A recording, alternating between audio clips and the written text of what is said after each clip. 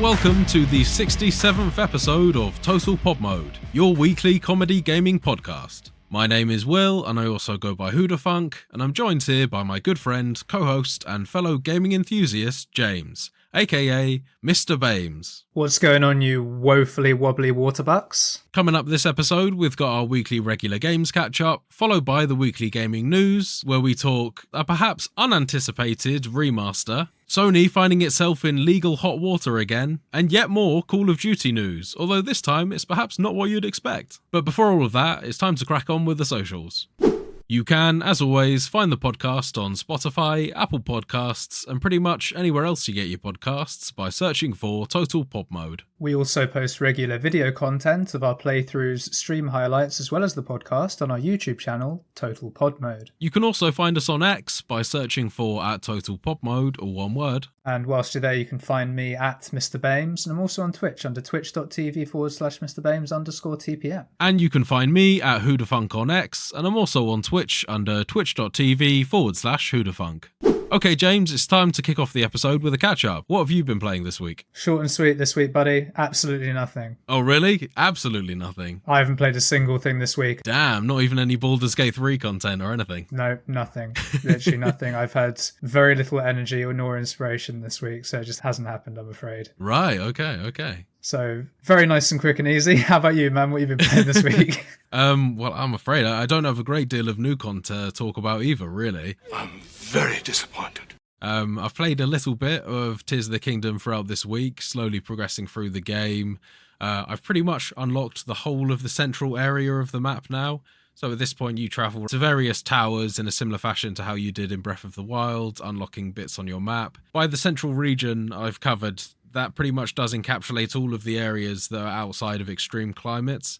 And I still haven't quite figured out how to get some cold or heat-resistant clothing to make my way into those heat-resistant climates. Right. And I'm not sure whether it's just some of the areas that I've tried to access, but it seems that just eating some spicy fruit doesn't really cut it anymore. You need to think of more interesting ways to keep yourself warm. Okay. So I'm kind of on the hunt for some warmer clothing or something like that to give me that additional resistance. There is one thing that I have just thought of now, which didn't occur to me previously, which is maybe if I were to enter a really cold area whilst holding a torch, that would keep me warm, having a fire nearby. I should probably go try that. Go see the Gorons. They'll help you out. They normally have fire resistant or warm shit, don't they? Actually, no, why would they have warm shit? Because they live in a desert. Well, I was thinking of going to the Gerudo Desert, and actually, you're right, that is a good place to go, because there is a fair few trinkets you can pick up, I think, in terms of talismans and armor pieces that do give you hot and cold resistance. And if it's anything like Breath of the Wild, there is a quest at some point in the desert where you make a choice depending on what amulet you'd like to receive to give you a certain kind of resistance as well. So I think that is probably going to be my next place to travel onto the map. Fair play. It was, interestingly, one of the last places that I visited in Breath of the Wild, so it'll be interesting to head back there and kind of do things in a bit of a reverse order.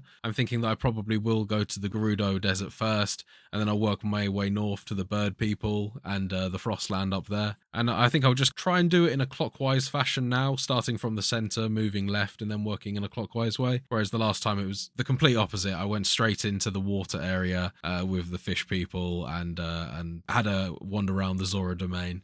And I think what I'll probably do is leave that until the last thing that I do this time round. Makes sense. Mix it up a little bit. I'm still yet to access any of the 4 main quests in the game and move on to those special areas where these specific disturbances are taking place. But I am at the point in the game where everything is urging me to go to one of those places, and there are specific quest lines and things that I'm following that cannot progress until you've done at least one of those main missions. So now is really the time for me to push onto that. And if I haven't managed to get onto one of those by next week, I'll be really surprised. Unless it ends up being that I just haven't played any Tears of the Kingdom that week. Yeah, exactly. Well, no, if it's starting to impact what you can do in terms of exploring and stuff, then yeah, you got to get your teeth sunk in. Other than that, I explored a new town in the game called Hateno Village. It's not a new town. It's actually a town that was in Breath of the Wild as well, as is most of the map. At this point, the town is now being kind of subject to a load of tourism because a fashionista called Cece has moved in and is dressing everyone up in fancy mushroom garb. That also sounds about right. Yeah. The town mayor is not very pleased because Hateno Village is traditionally kind of like a relaxed farmland, take it easy type place to live. So CC coming in and riling up a load of tourism isn't really doing them any favors. And you actually have to get involved in a mayoral race between the two of them. And you can discover they've got hidden secrets that I need to figure out. One of them sneaks away at night. The other one sneaks away at midday to a workshop. And you need to tell them and figure out these secrets that they've got before they take control of the town. And I suppose that would probably influence your decision as to who you want to help become the next candidate. It'd be interesting to see where that actually ends up panning out. I'm not really expecting anything too interesting from that, but I do think that I need to do more of that in order to unlock the special tech lab to the north of Hateno Village. And at that point, I think you can start to upgrade some of your tech powers, like things like your Ultra Hand. And I'm interested to see what the upgrade tree brings on, because that wasn't something that I really touched in Breath of the Wild until much later. And I kind of want to get a hold of that stuff earlier on now to actually feel the benefit, rather than going from 0 to 100 in some cases, because I'd just been neglecting it up until that point. Yeah, exactly. And if you want to work with more of the game with as much maxed out shit as you can, right? Especially in a game that allows you such creativity. Yeah. But other than those limited adventures this week, I've been settling back from my holiday, so I haven't had a great deal of time to put much time in. And the games challenge has kept me relatively busy this week once again, so that was where most of my gaming time went this week. There you go. More on that later. Okay, man, so I think it's time to move on to the gaming news.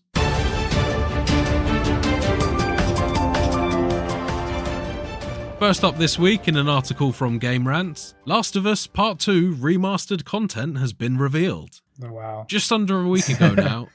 Yeah, we'll get into it. Yeah. Just under a week ago now, Last of Us Part 2 Remastered was revealed to be currently in progress and could be officially announced very soon. The original game released back in 2020 on PS4, and notably, unlike its other Sony PlayStation exclusive contemporaries like Ghost of Tsushima, Spider-Man and Horizon Zero Dawn, the Naughty Dog produced Last of Us Part 2 didn't receive an upgrade following the release of the powered-up PS5 hardware. The leak was first made via X, formerly Twitter, where well-known data miner PlayStation Game Size posted a promotional picture from the second installment in the Last of Us series, along with a tick mark next to the letters PS5, indicating that a PS5 native version of the game is on the way. Right, so when I said wow at the start, I thought that's because they were remaking it. This is completely different, and I have no problem with it. If they're upscaling it to PS5, that's fair. They are, yeah. This is very much an upscale to PS5 type situation, yeah. Okay, yeah, that's not as outrageous as I initially thought it was going to be. Which is why I said wow at the start, because I was like, really? But no, okay, this is fine. Well, it's interesting because obviously Last of Us Part 1 got a remaster, and that was way more in depth, and they did put a lot more sort of the Last of Us 2 effects and engine into the original game, and that felt like much more of a remaster. This feels just like it's an upscale essentially. It's a reskin. It's just, yeah. Using the high res textures and probably models from cutscenes as they did initially with the first game. No, that's I'm kind of more here for that. I think that's fair enough. What are some of the rumors about this wonderful remaster, Will? I'll tell you, James. Some of the things coming to the native PS5 edition come with, obviously, as you'd expect, a host of graphical improvements and performance updates, now outputting at 4K in fidelity mode. Notably, it's fidelity mode there, so I would imagine that we'd probably be expecting to see 30 FPS in 4K mode. Going back to some more improvements, improved loading times, more quickly letting you jump into the action, again, to be expected. And full DualSense wireless controller integration. That's fair. Interesting to see if they did anything with the old haptic feedback. Yeah, no, you're right there. Actually, it's interesting that you don't see that being put on the list, and I think that is something that they really could do something with to tie into that. Why not? Well, maybe that's what they mean, but they should sell it more. You're right. Just saying wireless controller integration, that's like, well, yeah, obviously. Yeah, it works with the PS5 controller, of course. Yeah. Some of the more interesting things included in the content in this game include No Return, which is a roguelike survival mode that, according to some sources, includes randomized encounters and the ability to play as different characters in the section. So that could be quite interesting and add a degree of replayability to the game that we haven't seen in previous Last of Us titles. That sounds quite an interesting concept, that. So there's also some lost levels that let you explore early development versions of 3 new levels not seen in the original Part 2. These levels are titled The Sewers, Boar Hunt, and Jackson Party. So I'm initially thinking that the Jackson Party is probably going to be maybe around the time of the promo cutscene where Ellie is at the party with Dina, where they're kind of doing a bit of like a barn dance type dance situation. That was as part of some of the promo material. That's not what came to my mind when I saw Jackson Party. What the f*** are you talking about, man? You can also enjoy hours of new developer commentary to hear the insights into the Part 2's development as you experience the game. And this was something that I think a lot of people probably slept on the original game, but it's something that is really interesting to do, which is to walk around. And as you experience the game, you can hear game creators, voice actors, and various people involved with the making of the game comment on how it was made, how scenes were originally intended to go, and you get some really interesting insights. Kind of like they do on DVD extras back in the day. Exactly that, yeah, but it's more interactive because it comes as packaged as part of as you play the game instead. Yeah. Really cool stuff, and for people that are fans of Last of Us and they haven't actually gone back and checked those out in any of the versions before, I'd really recommend it. There's also a couple of accessibility features that they've added. Descriptive audio and speech to vibrations have also been added to Part 2's suite of accessibility features. The Last of Us Part 2 Remastered also features brand new unlockable character and weapon skins for players to use for both Ellie and Abby. Because of course it does. At least they're unlockable, not purchasable, though. No, thankfully. Yeah. They have had these features available in the games before. You complete the game and you unlock alternative costumes. Okay. It's something quite Resident Evil-y about those games. So interesting. I suppose they've just added a few more additional ones for people that actually spring for the new game. Which they'll have the actors, I'm calling it now. Bella Ramsey will be a skin. They'll have like the HBO series skins. That would be interesting. Yeah, like Netflix doing that, like they did for The Witcher. Although you'd be limited on, you'd only have it for Ellie, I suppose. Maybe for your roguelike mode, you could have Pedro Pascal as Joel. Spoilers, you could get Pedro Pascal for all of 20 minutes in the game. The game's been out long enough now, surely. Can we talk about it? Yeah, I think so. That one's fine. You can also finally live up to your musical potential with Guitar Free Play, which includes new unlockable instruments, and you can apparently even choose which character you want to play. So if you really do want to keep Joel in your game for more than 20 minutes, I believe you can actually free play guitar mode as Joel. There you go. There you go, giving the people what they really wanted. You can also take on a new speedrun mode to post your best times and scores online as well, so another little additional feature. They often have that in survival horror games from the get-go. It's nice to kind of finally build it in. It feels like it's that complete package now. Naughty Dog have since gone on to confirm the rumours are all true, posting just a day after the leaks occurred, saying The Last of Us Part 2 Remastered is coming to PS5 on January 19th, featuring the roguelike mode No Return, free playable lost levels with developer commentary, guitar free play, and more. Oh wow, so it's not far away actually. Not at all, no, yeah. And the cost for this is yet to be determined. I haven't actually seen how much this thing costs to buy outright, although I am aware that it costs $10 to get the upgrade. So if you have a digital or physical edition of Last of Us Part 2, the original copy, you can upgrade for only $10, or I guess that's roughly about 7 or 8 quid. They'll probably make it 10 quid here as well, to be fair. If the original game was £60, this one will be 70. That'll just be how it is, yeah. Especially if it's PS5. They're just, old game, maybe 60, but yeah, I think 70. I guess the only thing that I'm taking from this is, at this point, I'm wondering when the Last of Us Part 2 PC version is coming out, because I would quite like to revisit that game, and I'd like to do it without having to listen to what sounds like a vacuum cleaner taking off in my living room every time I switch on my PS4. Yes, I remember that pain from when I played Bloodborne. I imagine it's worse on a newer game as well. Yeah, I think so. Yeah, absolutely. It'll come to PC eventually, surely.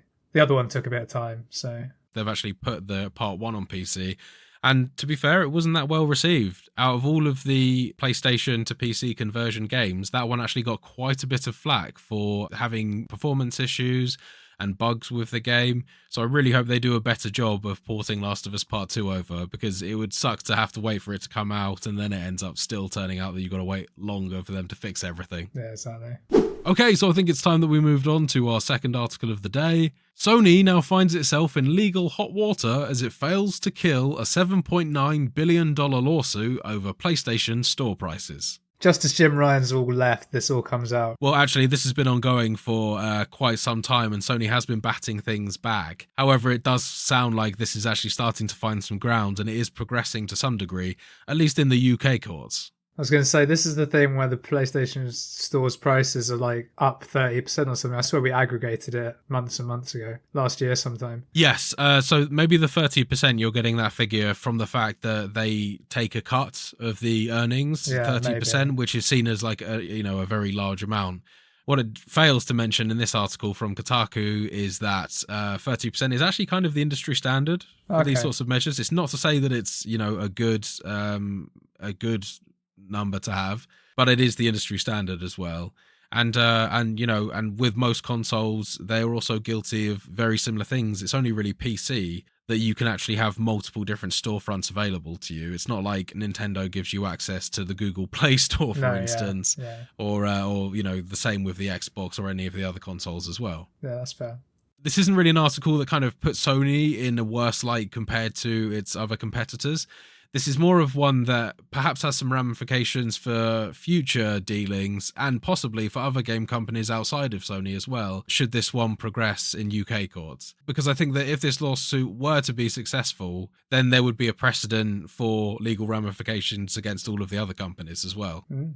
So perhaps unlikely, I reckon Sony lawyers are probably going to fight off this one pretty strongly, as they're one to do. So I probably should provide a little bit of context to all of this. A lawsuit filed back in 2022 accused Sony of using its console storefront, known as the PlayStation Store, to overcharge players for their games. The London Tribunal has now permitted the lawsuit to move forward, despite Sony's objections, which could result in payments to players in the UK of up to $7.9 billion if it all goes through. That's obviously per person, a combined cost, yeah.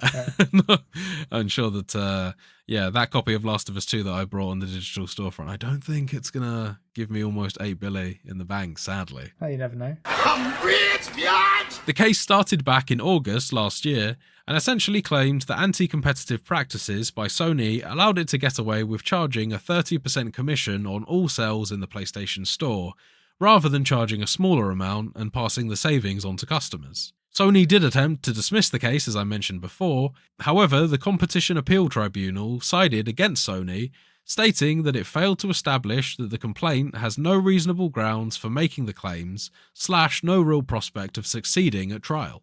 Sony isn't actually accused of doing anything unusual here, as I mentioned, and in fact, the issue that the lawsuit is building a case against is actually the same thing that every modern gaming platform does, charging fees while blocking out the competition. The lawsuit claims that by failing to allow third parties to sell directly on the PlayStation Store, it's limiting competition and driving up prices for players. Yeah, as you so well put it just now, with the fact that on PC you have multiple storefronts and on the consoles you don't. It's the fact that the Competition Appeal Tribunal decided against Sony and they feel that they don't actually have a prospect of succeeding at trial. That's the thing that's interesting there. I'd be interested to know what was the basis of that decision and how they ended up coming to that conclusion. Especially if it is the industry standard, as you say. This does seem a bit weird. Maybe someone in the Competition Markets Authority, the CMA, or the Competition Appeal Tribunal has really got it in for Sony somewhere along the lines. Well, it's interesting, though, because I have seen prices on my friend's PlayStation 5 storefront sort of recently, and they do look high. Right, but I'm like you say, I'm now comparing it to Steam and things like that. I don't know what it would be on Xbox. I can't comment on it from personal experience, but unless PlayStation are doing something different to everyone else, I would say it's the other way around. I'd say they don't have a leg to stand on, rather than Sony don't have a leg to stand on. Yeah. But if Sony are doing it and it's just them, then they're probably right. But as you say, we need a bit more facts. Well, I mean, I think that the issue here is that it's probably unlikely that this is going to go through because, as you say, everyone is kind of doing it. However, I think it's probably one to take note of, given that if this were to proceed, then there may well be other large industry names getting involved in the procession of the trial because they may not want this to proceed themselves. It'd be interesting to know if Phil Spencer pipes up about this. So on to our third and final article of the week from Xfire. With the release of Call of Duty Modern Warfare 3 only just passed on the 10th of November, it's only right we start to hear news of the next instalment. Yeah, it's coming out Christmas Day this year as well, baby. Sometime in 2024 is word on the street. That's why Modern Warfare 3 is just so like using old assets and stuff. It's because they're putting all their time into this new one. It sounds like it. Reliable Call of Duty insider Cod Perseus shared the setting for next year's Call of Duty game, which is being developed by Treyarch. That's a name that I trust. COD Perseus. Yeah. I was thinking you were going to say Treyarch there. I think given that I know your fondness for Black Ops in the series, I figured you'd probably have a bit more faith behind Treyarch than Sledgehammer to pull this one off. Oh, never know. Never say never. But no, COD Perseus is cool though. I like that. Sounds trustworthy. The next game, known currently as Call of Duty 2024, will step away from Activision's Modern Warfare entries and, as in their previous games, will have a different take on the familiar formula and return to the Black Ops style take on the franchise. Hence, Treyarch. Exactly. Recent rumours suggest that next year's Call of Duty will be set in the Persian Gulf, and according to Call of Duty insider COD Perseus, the upcoming title will take place during the Gulf War. So it's a new setting for Call of Duty. And they could have some fun with that as well. You can have some nice desert scenes and things like that. Well, that's the thing they always say, war is just so goddamn fun. Yeah. What your ass say? Wow. At least in Call of Duty it is. A lot of people buy this shit, right? So... A previous leak from a Modern Warfare 2 informer gives fans a more detailed picture of the upcoming title. Was it COD Perseus? It wasn't, I don't think. Then I don't trust them. According to the rumour, the game will only have 6v6 multiplayer and the time to kill will be very similar to Black Ops 4. For you, James, that probably means nothing to you. That's a much longer time to kill. Okay. People are going to be a lot more bullet spongy than they currently feel in Modern Warfare 2 and 3, which is interesting and I feel like adds to a bit more of the skill-based gameplay that I'd hope to see in a Call of Duty title. Will it still have armour? Or is that more of a Battle Royale mode? I think that, yes, I'm sure they will still have armour in Battle Royale mode. I think they're talking about health in a multiplayer environment. Like an arena? Just got health. Yeah. Type thing. Okay, yeah. I remember Black Ops 2's multiplayer, I liked how much health you had. It didn't feel too much and it didn't feel too little.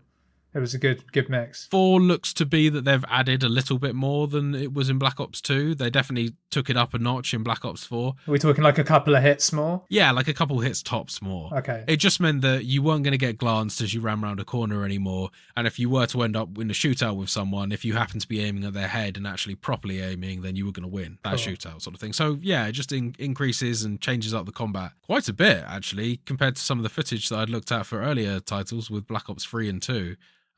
It looks considerably different in 4. I was going to say, yeah, like an extra 2 shots, that's cool. You can do some more stuff with that. But if we're talking like another 3 or 4, too much. Don't go that far, guys. No, we try not to go into like Halo/Gears of War territory. Exactly. We want to keep it kind of grounded. Yeah. Yeah.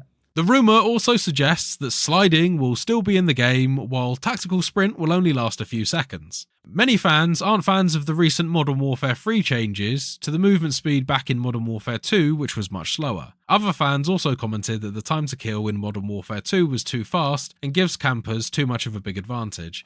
Is that a fair criticism? Yes, I would say so. Yeah, absolutely. If you're kind of just sat in a room and someone just one-pumps you the moment you walk in, it sounds like if they've increased the time to kill in Black Ops 4, you might stand a chance of turning around and at least doing something, being able to get some form of retribution.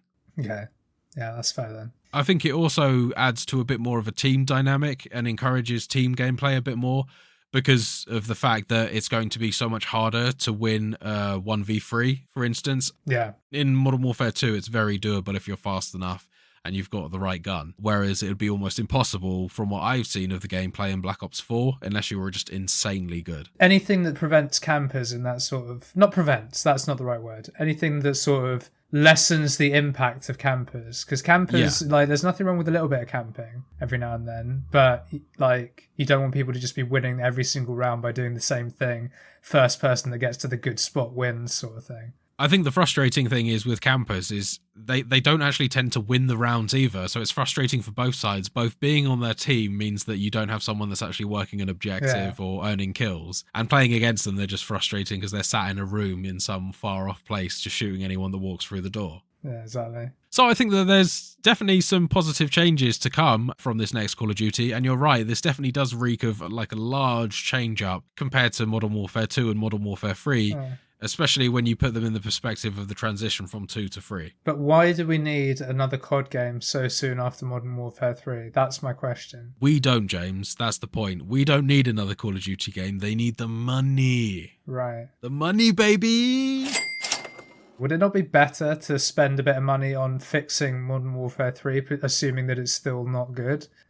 Because I don't follow it, so I don't know. But presumably it's still not that good. And maybe they should think about fixing that before releasing a new one. I don't know. I mean, it just says 2024, so it's not like it's saying January, like with the Last of Us 2 remaster we were just talking about. The damage is done with Modern Warfare 3. They're going to release the content and they're going to continue on the same roadmap. But the issue with Modern Warfare 3 wasn't so much that it's bad, it's the fact that the amount of content you're getting for a full price game is bad. Yeah, and it's lazy.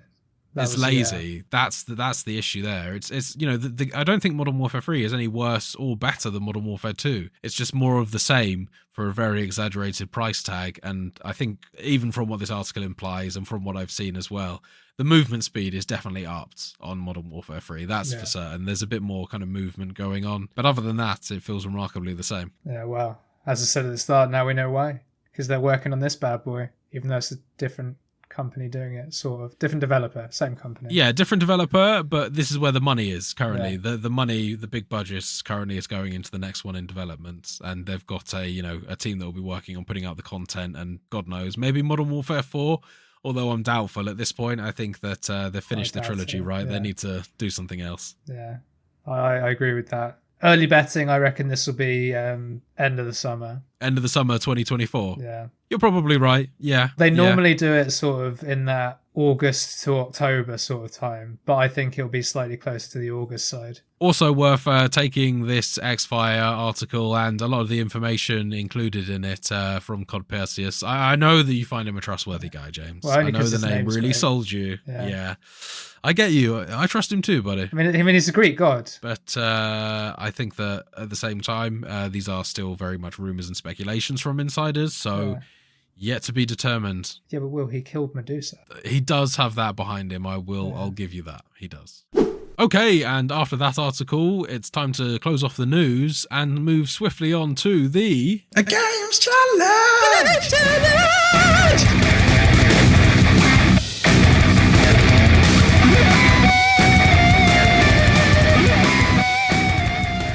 Okay, James, so on last week's episode, your challenge to me was to beat you in a round of match play in Golf Club 2019. Course and weather conditions were your choice at the time on the day. Yes. That day being today, because we actually played our match of golf just before the podcast. We certainly did, and it was high pressure for me, high stakes. I needed to defeat Will to hang in the Games Challenge this year. It's all to play for. He could have seen it away. Let's find out how he got on. But first, let's talk about your golfer. Okay. I know you love a character creation suite. Why don't you tell the people what you made? Using the very limited tools in this game, I made an absolute monstrosity. He somehow manages to have like an extremely large head. Yeah, Homer Simpson sort of shaped head. Yeah, Homer Simpson's shape head, similar haircut as well, with bleach blonde hair and a bleach blonde short moustache as well, like a pencil moustache. Yeah. And when Will says bleach blonde, he means like bright yellow. Yeah, extremely pouty lips and a very short, thin, pointy nose as well. Monstrous eyes and eyebrows, really kind of completing a sort of a clown type of look. Pink t-shirt? Well, I would say more like a burgundy.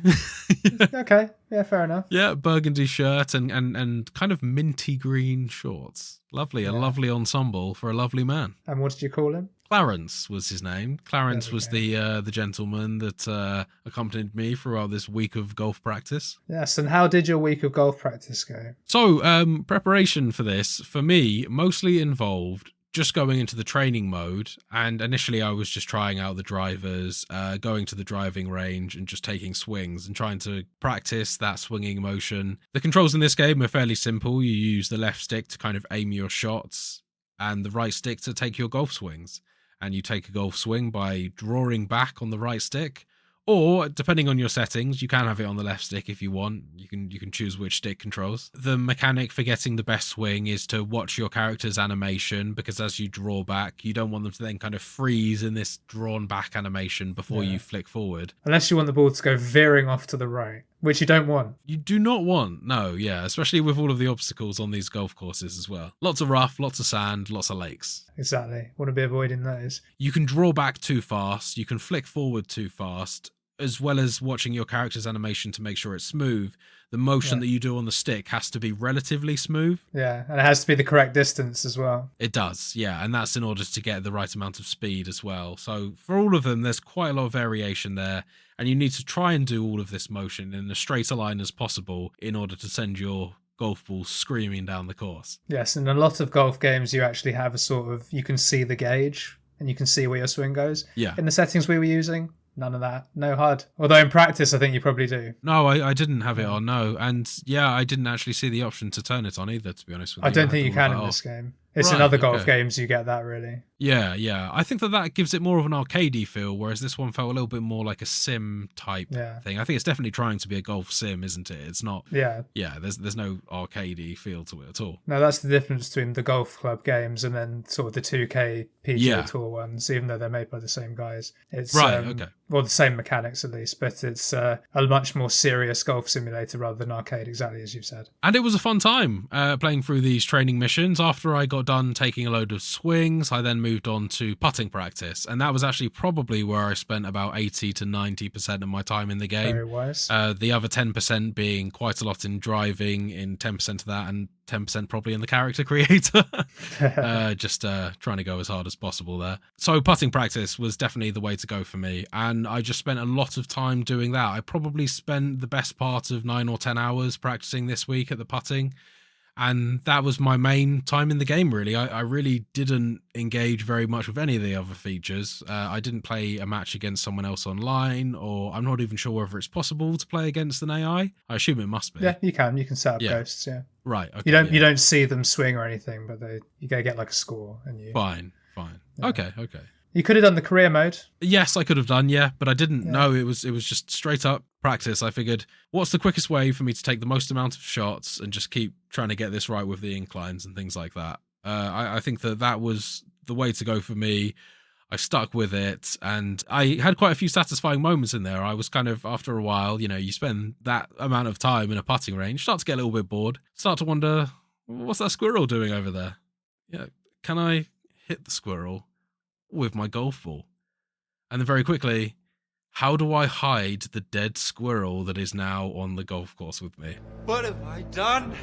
And shortly after that, I moved on to bigger prey, in fact, and actually started going for the deer. And I absolutely nailed a male buck with a little chip shot off the green. It was gorgeous. If you'd like to check that out, feel free to jump on the YouTube channel and check out some of my practice, let's call it. Yeah, if you want to see Will mutilate some animals with a golf club and golf balls. Listen, they put the animals in the game for a reason. They gave them a dying animation for a reason. Let's just put it as that. And I did actually spend quite a bit of time actually just kind of sending chip shot golf balls into the car park that's nearby the training arena as well, just trying to see if you can break a windshield on one of the fancy cars. You can't. Can you? You can't, unfortunately, no. It does have pretty satisfying noise as you ding one off a bonnet. Well, it's good to know that you spent your time practicing well. You were getting yourself in real game situations. It's good. Yeah. I feel like it really benefited me. But as I say, that was pretty much my training regime. On a serious note, I really was just working away at the putting practice, and I did sink a lot of putts. I wish there was some sort of statistic in the game for your training time. It doesn't seem that there is. Unfortunately, it only keeps statistics of your actual matches. And it's a real shame because I had some absolutely beautiful hole-in-ones at 150 yards and stuff like that. No, that was probably too much. More like sort of, say, 100, 110 yards sort of thing. Putting 100 yards? You putted a ball 100 yards? I doubt that somehow. No, sorry, we're talking feet, aren't we, in the game? It measures in feet in this game. You can change it, I think, but yeah. Right, yeah, it was 100 feet. 100 feet, I should say, yeah. It's not ideal, but I got a hole-in-one, yeah. Can't get a hole-in-one from a putt, I don't think, but I'll let you have it. I know what you mean. Well, it's putting practice. Yeah, it's not an actual hole-in-one. But yeah, I mean, from where I started, I nailed it from 100 feet. That made me pretty happy. Yeah, very nice. But that was really pretty much all of my training regime, so I think it's probably time that we go on to what the people want to hear and find out how the results of the match went down. Fair play. Well, couple of stats before we get into it. It was up to me what course we played, what the weather conditions were and all that good stuff. I chose what is probably my favourite golf course in these games across the multiple games I played, which is the TPC of Sawgrass, home of the Players' Championship in real life. Lovely little course. Because they use real PGA golf courses, don't they? Yeah, they do have quite a few in here. And this one's just among my favourites. It's a very nice looking course. It has a good amount of challenge, but if you hit your shots well, you can score really low. I chose moderate winds, so we were right down the middle in the default direction, so it would be just whatever direction it would be on the actual hole in the real world, which I just think is kind of cool.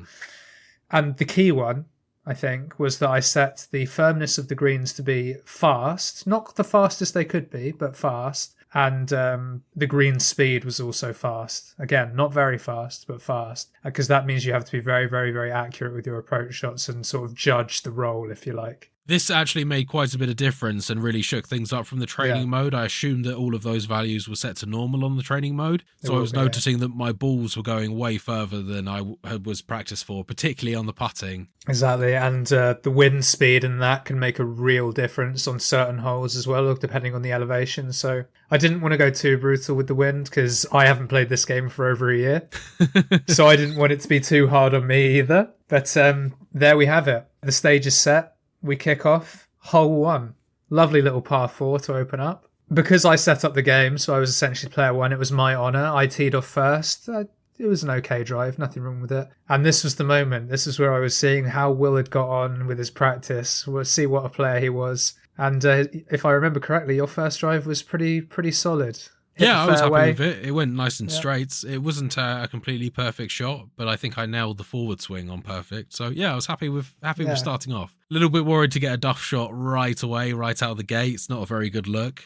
No, exactly. That was what I was scared of as well. And I was thankful. My drive wasn't perfect. I think it did go in the rough, as I say, but it was as nice a rough shot as it could have been. And I did hit it perfectly. The swing was perfect, but I just didn't aim it right. A decent opener, considering the fact that you weren't able to practice this game this week in the same way I was. Exactly. I was quite happy with it, considering I haven't played this game in so long. And actually, it's sort of set the tone for this hole in general, because we halved this one. I think we both got a 4. But one thing I've noticed, I did miss a relatively easy putt on this to win the hole, if I remember correctly. I wasn't happy with that. Could have won it. Squandered opportunity. And that moved us on to hole 2. First par 5 of the afternoon. And these are always good fun because you can hit the ball really hard. And as I remember it, and I could be wrong, I hit a pretty spectacular drive on this one. And I think you hit it in the bunker, Will. I did land in the sand bunker. It bounced into the sand bunker. It was a really harsh one. Yeah. Yeah, it was very tough. And not a great start. It wasn't the greatest of starts, no. And to your credit, you did get it out of the sand very nicely and got it up onto the green for 3. So you were still playing the hole well. But unfortunately, because my drive was pretty good, I actually got onto the green for 2. And even though Will then proceeded to miss his next putt, but he was in a good position, I was able to 2-putt. And we got our first win on the board, ladies and gentlemen. James went 1 up. And I was feeling good because, again, the shots were looking pretty decent. I was happy with this. But no sooner had my confidence spiked than we move on to hole 3. And Will just outplayed me on this hole. Simple as that. There was no duff shots from anyone. I don't think there was any particular errors. But Will just was better than me at this hole, and he was able to get one straight back. Squeezed a nice little putt in at the end. Yeah, I was happy with that one. The putting practice started to come into its own around there. Yeah. But then we get to the next hole, and the putting practice perhaps abandoned you a little bit on this one, I think. Yes, which was even more of a shame because I just pulled it level, and then Will hits this beautiful drive straight in the fairway. Perfect angle into the green. I proceed to spank it straight into the water. And not only did I hit it into the water, Will then hit his second shot plumb on the green. And I'm thinking, oh God, here we go. I'm going to go 1 down. I hit my shot. It was okay. It was fine. There was nothing wrong with it. It was pretty good from where it was because I was sort of behind a load of trees from my drop point. But you had a little bit of a nightmare on the screen. I did. I let my focus slide. with some of these putts, and I think it was the initial missed putt. Yeah, straight away I just knew I was in trouble because I hadn't paid attention to the terrain in terms of the way it was sloping down, and I didn't adjust my shot enough to counteract that.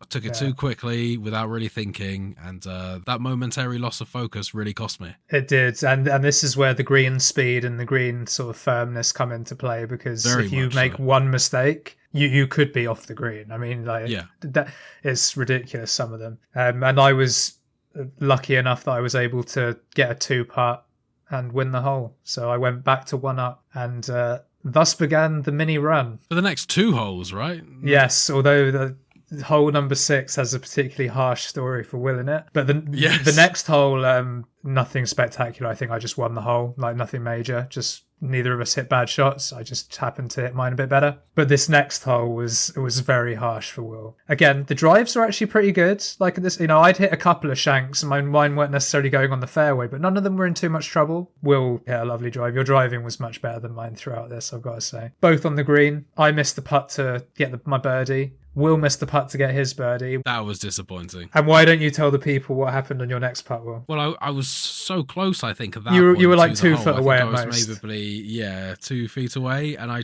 tapped it so gently, but at that point it did the dictionary definition of kissing the rim. Giggity. It was lingering so far into falling into the hole. It was like the absolute precipice that like a micron of weight towards that hole would have sent it in, but it just did not go. This is where kind of the sim comes away from the real life, in the sense that like the way that the computer calculations go for the physics of this, in real life that ball would not be able to be in that position on the hole. Son of a bitch, ball, why didn't you just go home? That's your home! Are you too good for your home? Answer me! For any golf fans out there, if you think of the Tiger Woods chip on the 12th at Augusta, where it paused, showed you the Nike logo, and then dropped in, it was that sort of deal. Except it didn't drop. And when I took my putt, which eventually won me the hole for 3 in a row, right? I could literally see the ball hanging over, like basically 50-50. So it should have fallen. It was obscene how brutal it was. Got it. But it didn't fall. I sank my putt, and that put me 3 up. So at this point, 3 up, feeling a little uncomfortable here. Yeah. And didn't get better for you in the next couple of holes. We halved number 7, and then I took number 8. Again, nothing too spectacular here. Just I was in my groove, and I to be fair, I just didn't give you a look in with some of these. But 4 up, and at this point, what you even said, it's not looking good for me here. At 4 up, you're starting to, just before half time. Exactly. It's getting a little worrying. Thus proceeds the second mini run of this little matchup. So hole number 9, after Will's just stated this. Our drives are pretty much match for match. I then hit an absolutely atrocious chip shot. I just completely underhit it. I was sort of off the green on a downhill slope, and I just chipped it into the slope, and it came basically back to my feet. It was an awful shot. Rubbish. Absolute crap. And Will hit 2 beautiful shots, one right to within about a couple of feet of the hole. Putted it in. Nice easy putt. Absolutely schooled, which means that as we finished the front 9, I was 3 up. So still relatively strong, right? Plenty of time to play in it, yeah. And hole number 10, we halved. So still 3 up here. And then hole number 11, I found the water again off the tee. Second one of the match.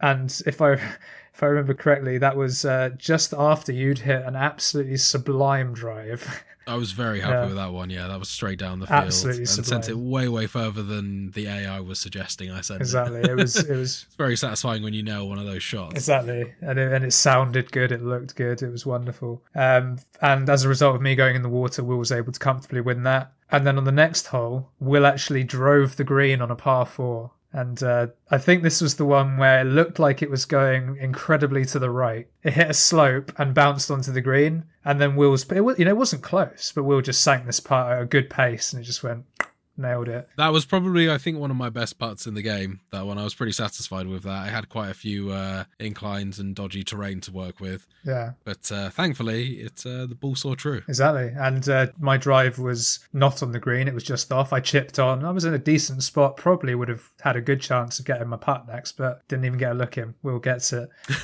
And suddenly, from 4 up, I'm now only 1 up. And I won't lie to you, at this point, I was a bit like, okay, He's pulling out the big I've got guns. enough holes to play with here, but I need to like be on my game here. Particularly as hole 13, we both hit a lovely tee shot. My second shot was quite overhit.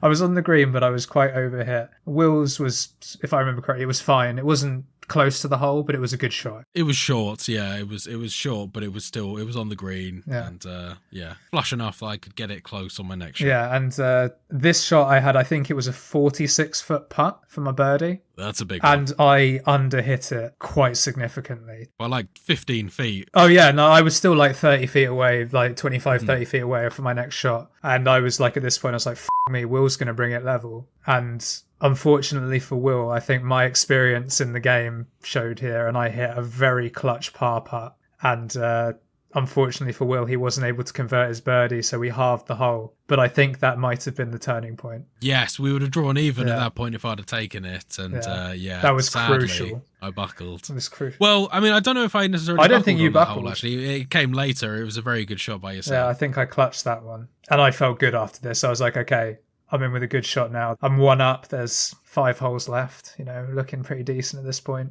We halved the next one, still close, and this was the moment, really.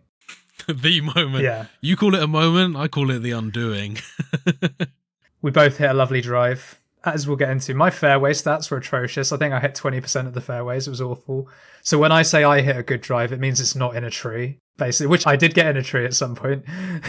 You did. A couple of points you ended up in the brown. Yeah, I was in the pine needles quite a lot. You pulled it back though. Yeah, I had to hit a couple of punch shots under some branches, but you know, these things have to go down. You were much better than I was. I think you were only in the shit stuff once. You were in the pines with me on one hole, I remember. Yeah, and I ended up once in the sand early on as well. Yeah, I was better at staying on the course, that's for sure.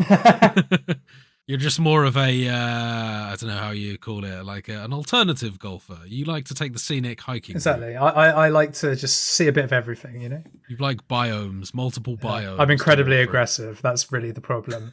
Because it's a video game, I will just go for the shot. Because if it comes off, you look like a hero. And if it doesn't, it's fine. You can just pull it back. But yes, hole 15, we've both hit lovely drives. We both hit lovely second shots. Will's actually in a better position than I am. And I missed my putt, giving Will the opportunity. And I absolutely scuffed the putt, unfortunately. Absolutely scuffed it.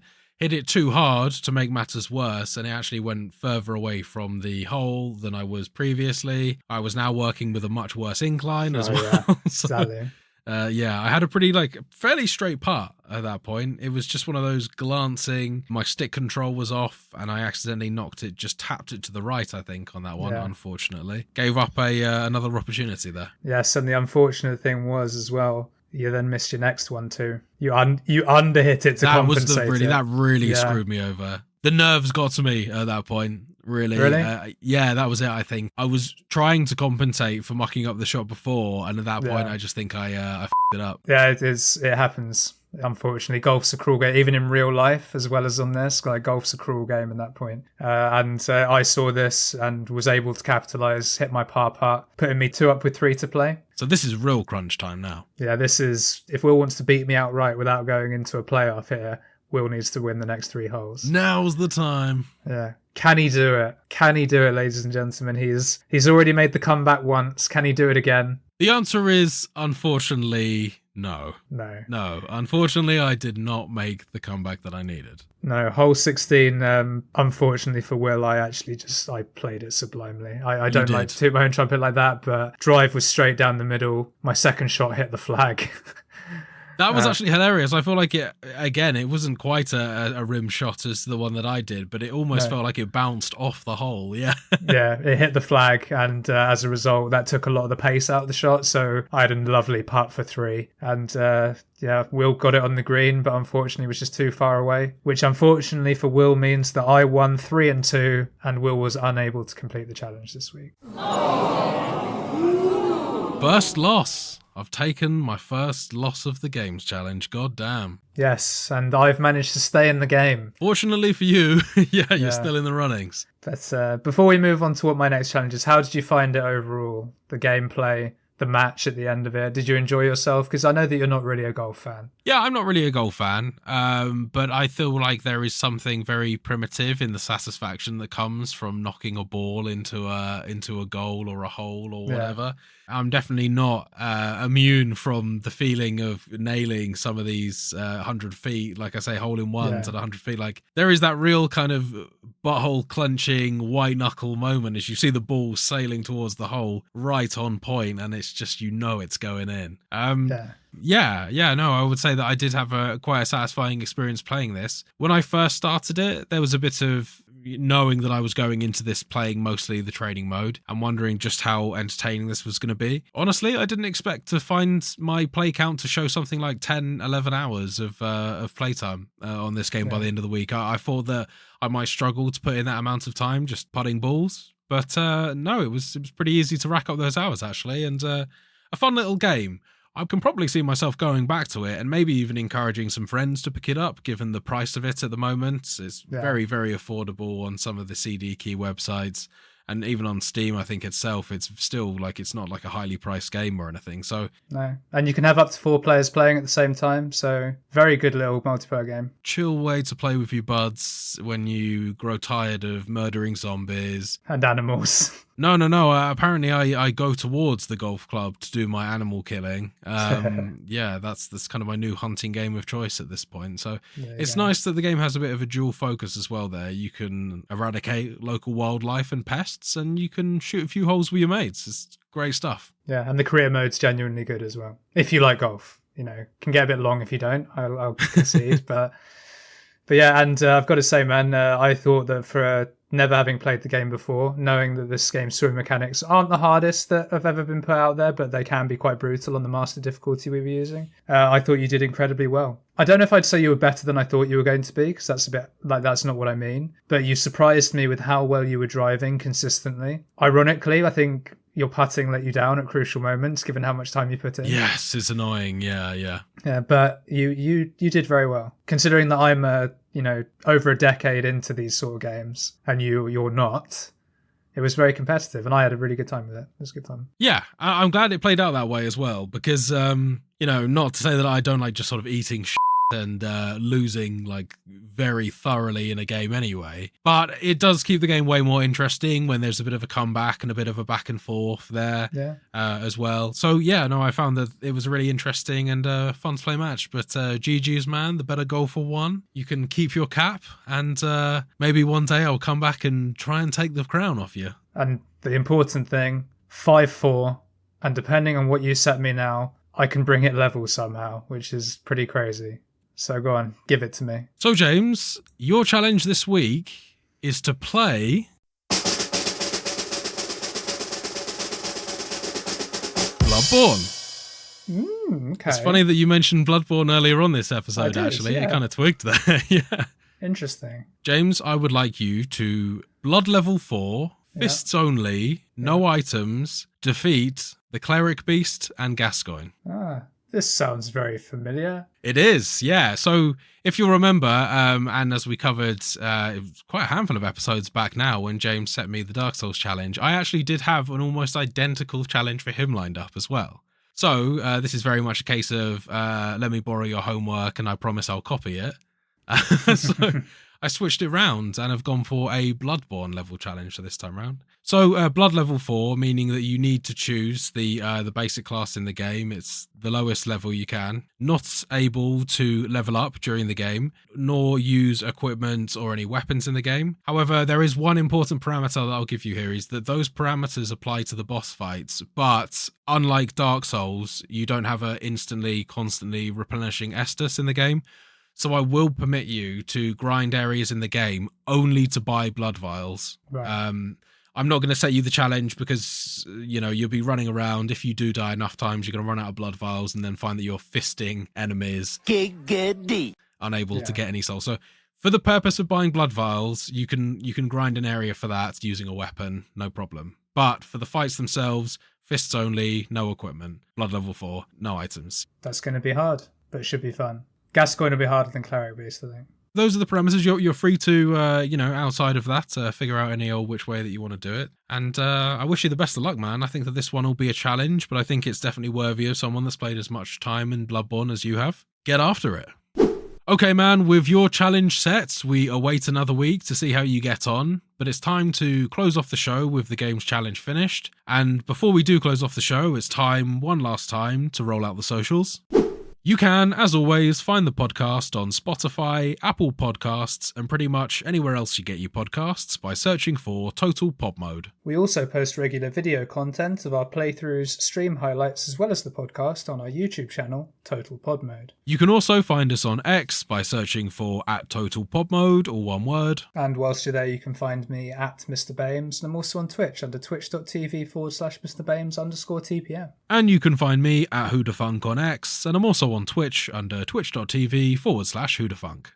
So finally, with a message to our listeners, please do go ahead and follow us and participate in the various social media platforms we've just listed there previously. We'd really love to hear from you. We'd love to get some feedback on the show, some engagement, some ideas on maybe what to do next, what sort of content you'd like to see us produce, or maybe just to give your opinions in contrast to our own. We'd really love to hear from you either way. Okay, so with that said, it's time to close off the episode. Thanks everyone for listening, and we'll see you guys next week. Until then, goodbye!